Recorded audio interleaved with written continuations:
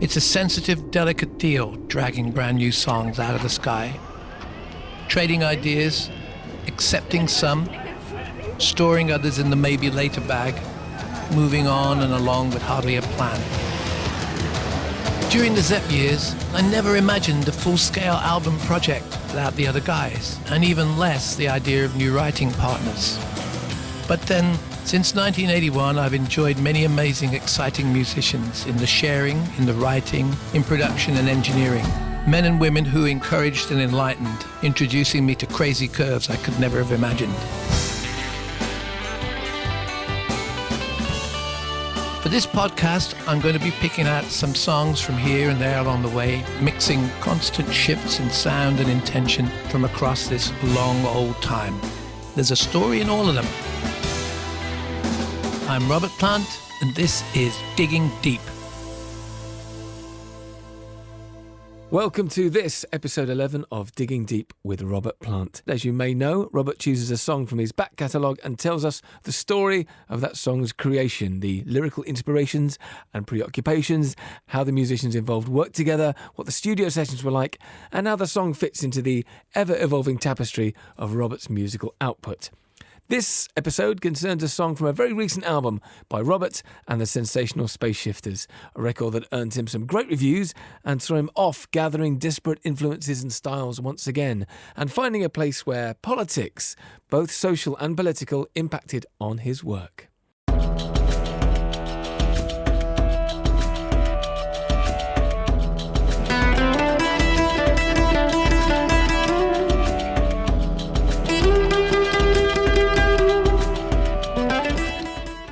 So we are coming up to date, not a mere few months ago for the next song. What are we going to tackle? Well, tackling is a very good verb for it, because there's no solution to this song. There's no easement, there's no way out. There's nothing except for the facts. It's like Dragnet. It's the facts, man. Just like they do for me, well, so I do for you.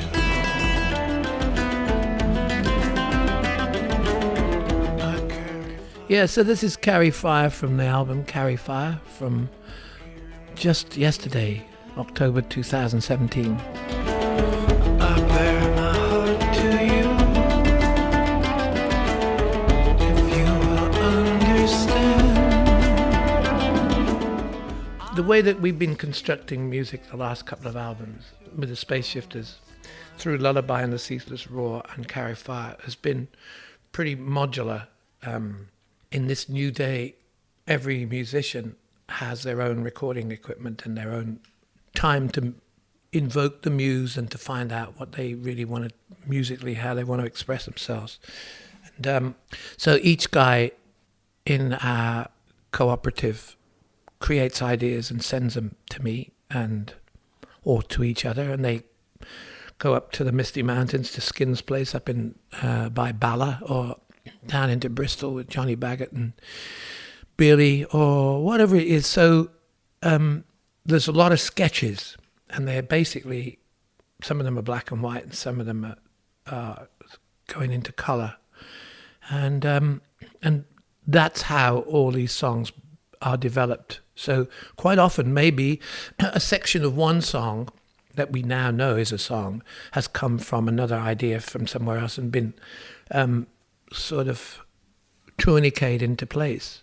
And just because there's a mood and a lilt, even if they're not in the two parts might be in different keys, but you can modulate and you can find that a sort of, in our world, a kind of place to be with these musical ideas where it's great. It's just a very unusual way of doing it. It's not really the kind of thing where I would imagine everybody's in the room playing at the same time. That sometimes takes place, but more recently we've been pinning the donkey's tail with a blindfold on and seeing what happens. And so we have hundreds of hours of ideas. I've got unlimited amount of stuff that's really? Sounds amazing. So many different tangents from each guy in the Space Shifters setup. And that's how it works when we go down to this little studio near Peter Gabriel's and we piece it all together. And Tim Oliver, the engineer, is fastidious beyond belief in his attention to detail and the way he can actually concentrate so well on and almost read the collective mind of the musicians to get us to a sonic place, a place, you know, that sounds like the Space Shifters sound. That turned me inside out and turned me upside down. I carry fire for you here in my naked hand. So a lot of the songs on that album are born that way. I think we dealt some time ago with Bones of Saints. And this some social commentary, if you want to call it that, or cry for help. And then there's Carry Fire. And Justin had this, he was just playing some beautiful little sort of semitone shift on the guitar. It was supposed to fit into the middle of something like some other song we were doing, but it stuck in my mind, and it never became a part of what it was supposed to. It was just somewhere up in the ether.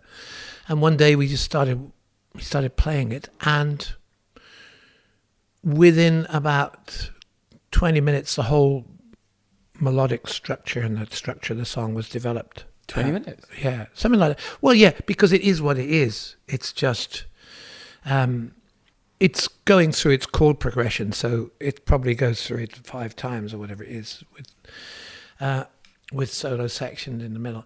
And meanwhile, in Real World, there was a guy playing classical cello, and he really liked our music, and we met him while we were having a bowl of soup in Real World's soup department. And I think it was Justin or Tim knew him and said, you want to come over for an hour? So he played stuff. Then Seth Lakeman turned up because we needed a high-end fiddle. And Seth was amazing. He just pulled up in his van, came in and played all over the record, and got back in his van and went back to Bodmin. I reaching out for you across the broken days,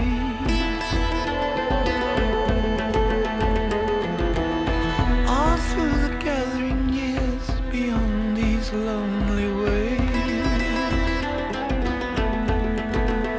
And the whole thing had got so much portents and feel. It was like I'd always been following the orchestration of Kulthum, the Egyptian singer who had this fantastic orchestra in Cairo throughout the 50s and 60s and 70s. And the orchestral arrangements on some of those songs and those albums by her is insane. It's just the writing, the notation of people from another world playing in different scales.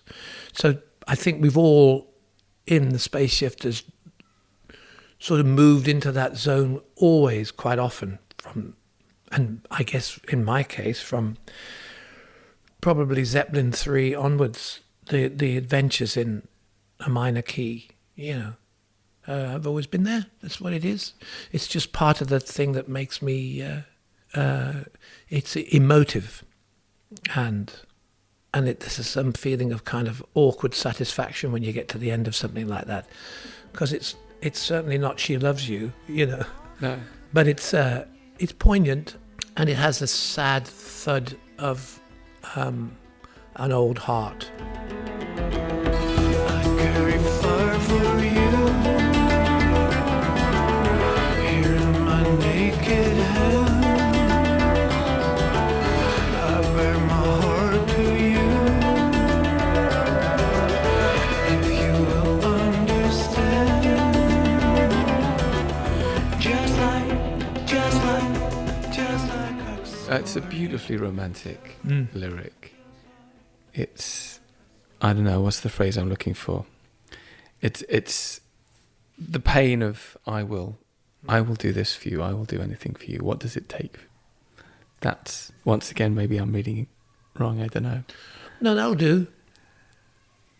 That'll do, yeah. What can you tell me about the lyric? That's it. Really, it's just, observations of a life and damage. But you maintain your romantic heart. Sadly, yeah. Be better to go to bingo, I think, or something more substantial. But also, I mean, is this Sensational Space Shifters? This is not a door that's closed. These are not people who you will not be bringing together again in the future. It's ongoing. Of course it is, yeah. Everything's ongoing. I mean, and everybody's ongoing. It's and we're all going to the same dance, really. We just have to. We will be playing now, and then we have to think about how we say the next thing and how we craft that.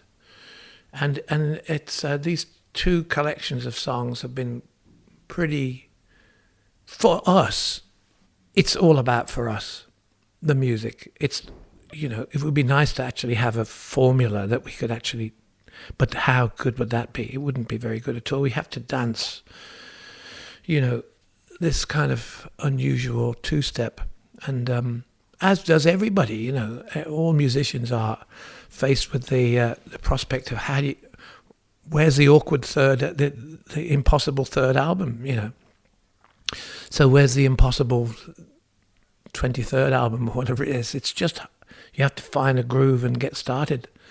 The walls fall down. Actually, I was going to ask, what's your dynamic in terms of how everybody interacts? Because it's a strange thing. There was an interview with Tom York from Radiohead where he was asked about this and like how the group dynamic works. And he says, the Radiohead, we're like the United Nations, all of us. But I'm America. And I just thought, okay, that says a lot about how everybody relates, but kind of you occupy that place. How do you navigate that with? Well, all I want to do is keep going. Yeah. In any form, but really preferably with those guys, because you can get so much out of a 2-hour set because of the whole panoply, the divergence of style. And I don't have to really, I suppose I'm the old crusty in the middle of it all, but the thing is, because everybody's got their other stimuli and their other musical lean, it's not as if the whole of everybody's musical future is resting on whether or not we can find the next new song, because they're probably gigging tonight somewhere. So hopefully we can find the next stage. I don't know which is the worst, being from the United Nations or from America, but I'd probably say that we're mostly from southern Morocco, and we're all in the same camp around the same fire, really. I think, yeah. But other things will come and go. If you can do what I do, it's okay taking a couple of weeks off, maybe 3 or 4 perhaps, but I'm not sure whether that 4 might be a bit too much.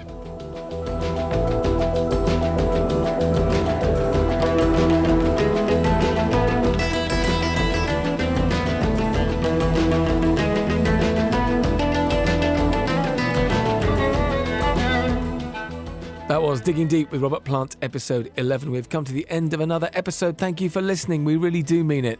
It's quite something to do these shows. It's a really personal thing to really dig into these songs. And if you think about it, we're kind of creating a guidebook to Robert's work thus far. It's a real document of his musical life, so we hope it feels like that. There's also the new Digging Deep limited edition box set on the way, a collection of some of the songs covered in this podcast and some others, featuring 8 7-inch singles. in this beautiful hardback book format. That's coming out on Friday the 13th of December, but you can pre-order it right now.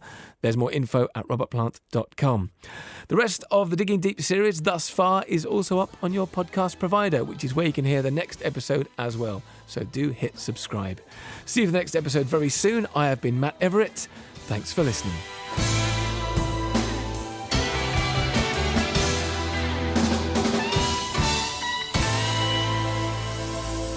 This has been a Cup and Nuzzle production.